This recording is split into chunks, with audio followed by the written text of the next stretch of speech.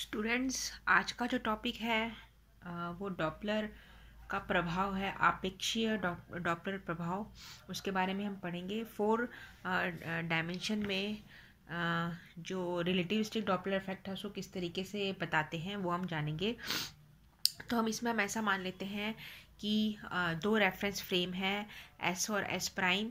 वो अपने जो उनका ओरिजिन है ओ और ओ प्राइम उसमें कोइंसाइड कर रहे हैं किसी टाइम टी और टी प्राइम पर, जहाँ पर टी है वो एस फ्रेम का टाइम है और टी प्राइम है वो एस प्राइम फ्रेम का समय है ना। और ओ ओरिजिन है वो एस फ्रेम की ओरिजिन है और ओ प्राइम है वो एस प्राइम फ्रेम की ओरिजिन है। तो वहाँ पर दोनों किसी टाइम टी प्राइम पर दोनों फ्रेम हैं वो कोइंसाइड कर रहे हैं। और जो एस प्राइम फ्रेम है वो मूव कर रहा है यूनिफॉर्म वेलोसिटी v के साथ with respect to S frame, ठीक है, एक्स डायरेक्शन में। तो हम ऐसा मान लेते हैं कि जो प्लेन वेव है वो क्या कर रही है, ओरिजिनेट हो रही है, यानी समतल तरंग जो है वो उत्पन्न हो रही है जो एस फ्रेम का ओरिजिन ओ है वहाँ पर। और वो उत्पन्न होके जो ऑब्जर्वर P है उस पॉइंट पे पहुंच रही है, ठीक है। उस पॉइंट ऑब्जर्वर P है उस पॉइंट पे वो पहुंच रही है। सो वो क्या बनाएगी, थीटा एंगल बनाएगी एक्स एक्सिस के साथ। अगर एस फ्रेम है तो एस फ्रेम में थीटा प्राइम एंगल बनाएगी एक्स एक्सिस के साथ। तो हम ऐसा मान लेते हैं कि जो कोऑर्डिनेट हैं एस फ्रेम के वो P X Y Z T है ना। पॉइंट P के जो एस फ्रेम के कोऑर्डिनेट है वो एक्स वाई जेड टी है, 4 कोऑर्डिनेट। और जो एस प्राइम जो फ्रेम है उसके coordinate X prime Y prime Z prime T prime हम मान लेते हैं। तो प्लेन वेव की जो इक्वेशन है, प्लेन वेव की जो एस फ्रेम में इक्वेशन है उसको किस तरीके से बताएंगे। उसको ये जो इक्वेशन है psi is equal to A exponential i k dot r minus omega t, इस इक्वेशन के द्वारा समतल तरंग है उसकी उसको हम है ना बता सकते हैं साई। इसमें जो ओमेगा है, ओमेगा की कीमत 2 पाई एफ हमें लेनी है, एंगुलर फ्रीक्वेंसी है ना, कोणीय आवृत्ति है ओमेगा, उसको हमें 2 पाई एफ ले लेना है। और k है, इसमें k संचरण नियतांक है, प्रोपोगेशन कांस्टेंट है, उसकी वैल्यू हमें लेनी है omega upon C.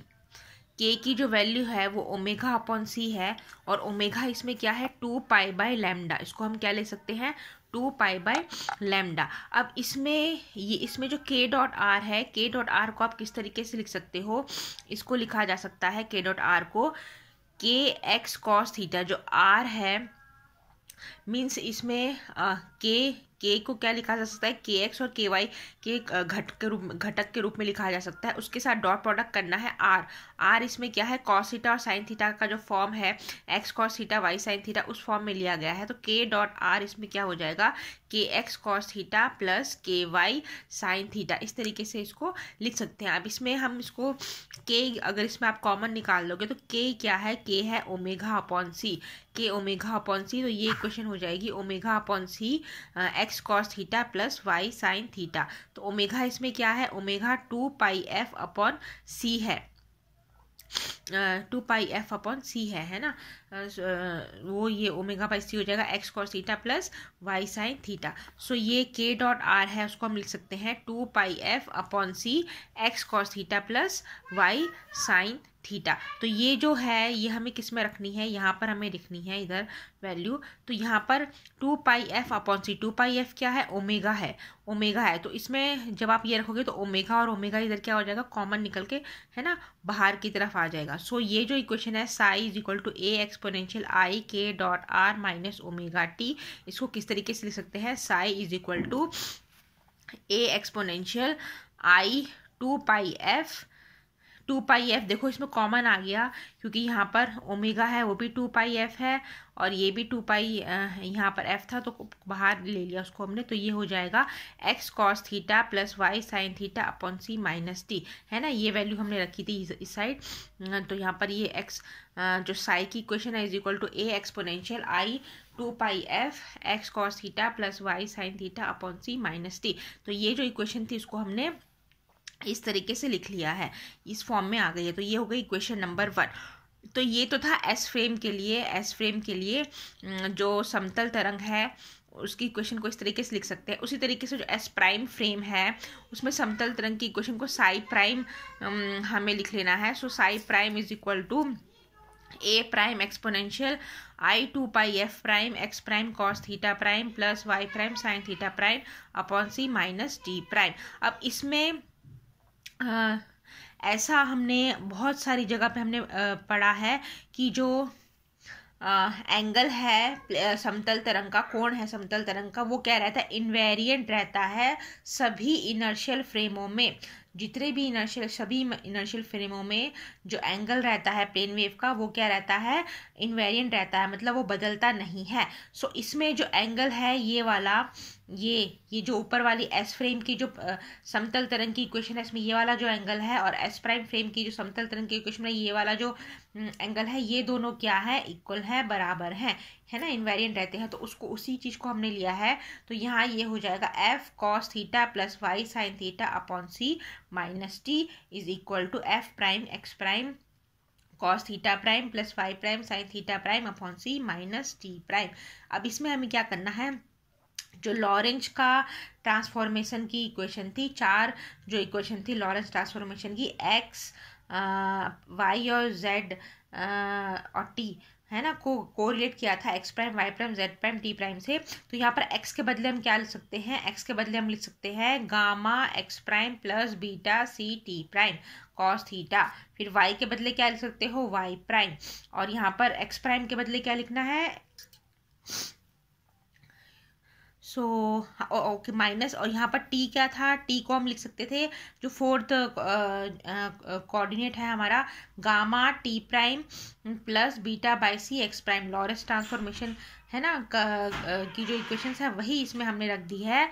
So it is equal to इस तरीके से।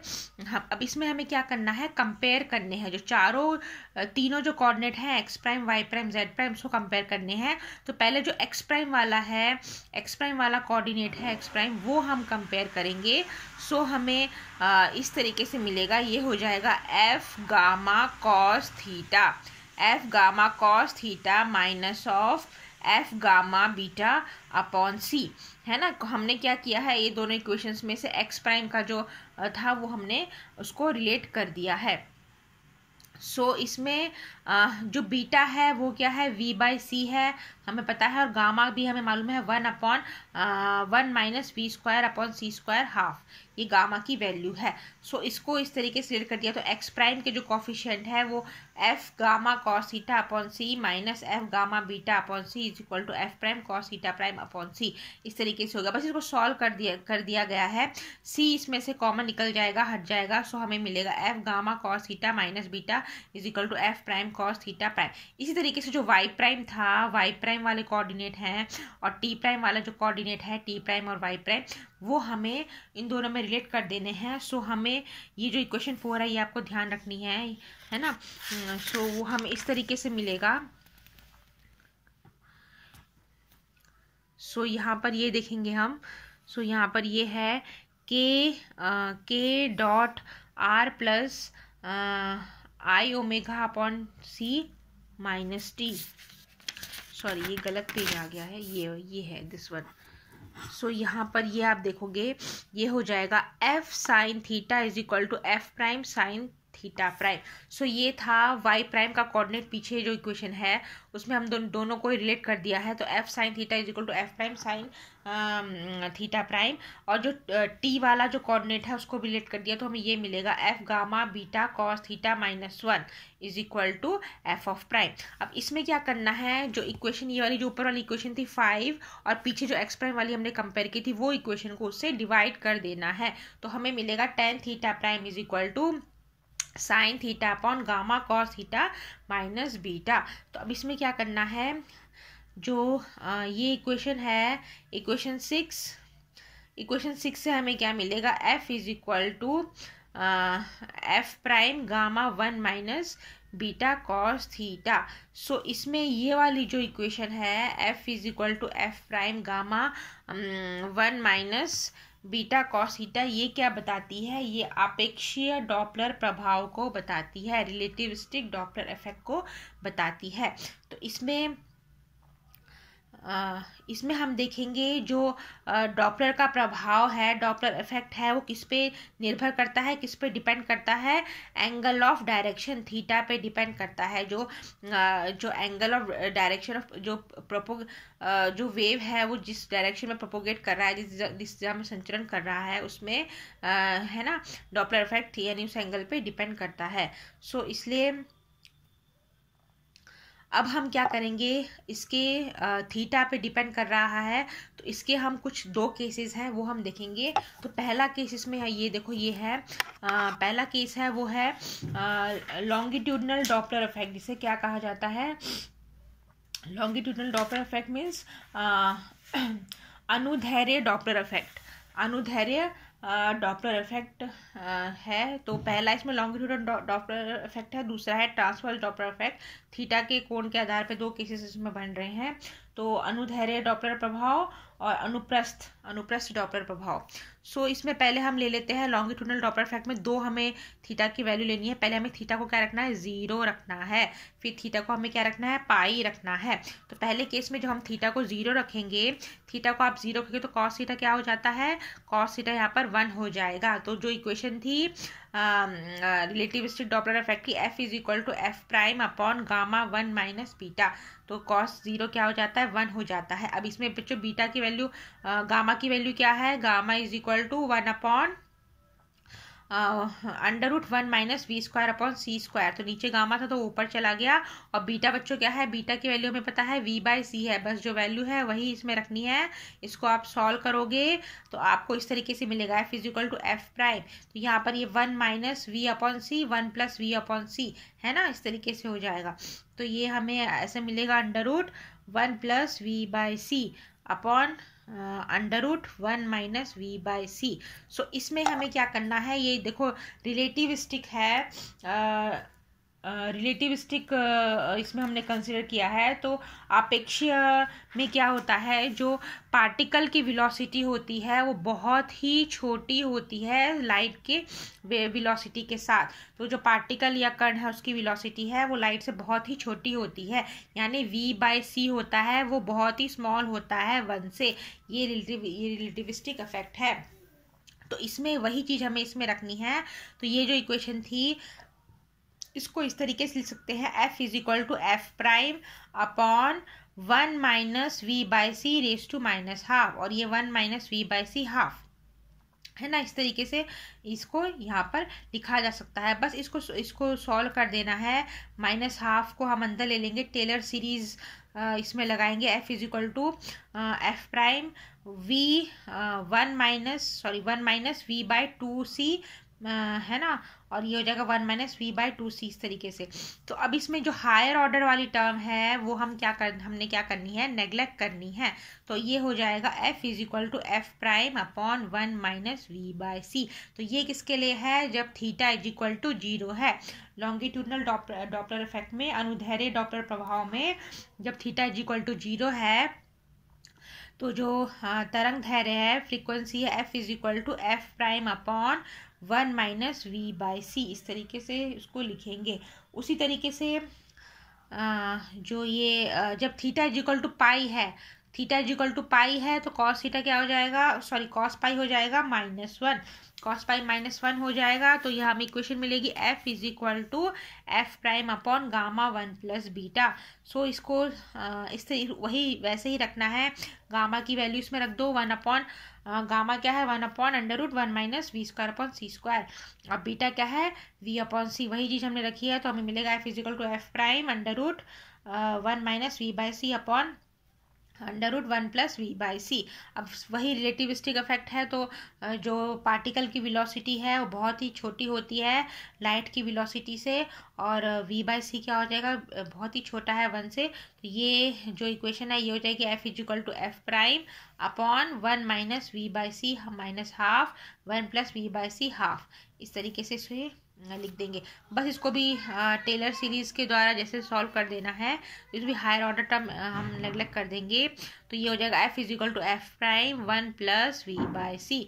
तो जब theta is equal to pi है तो f is equal to F prime upon 1 plus V by C, और जीरो के लिए क्या हो जाएगा, f is equal to F prime 1 minus V by C. तो ये तो लॉन्गिट्यूडनल डॉपलर इफेक्ट था। अब ट्रांसवर्स में हम पढ़ेंगे। ट्रांसवर्स आपको पता है ट्रांसवर्स तरंग कैसी होती हैं, है ना। अनुप्रस्थ जो होता है तरंग कैसी होती है, तो उसमें theta is equal to pi by 2 है लेते हैं। तो इसमें f इज इक्वल टू क्या हो जाएगा, जब theta is equal to pi by 2 होगा तो कॉस पाई बाई 2 क्या हो जाता है, ज़ीरो हो जाता है। कॉस पाई बाई 2 ज़ीरो है तो frequency f is equal to F prime upon gamma मिलेगा। सो गामा की वैल्यू रख देनी है, तो f is equal to F prime 1 minus V square by C square मिलेगा। तो ये इक्वेशन हमें क्या बताता है, ये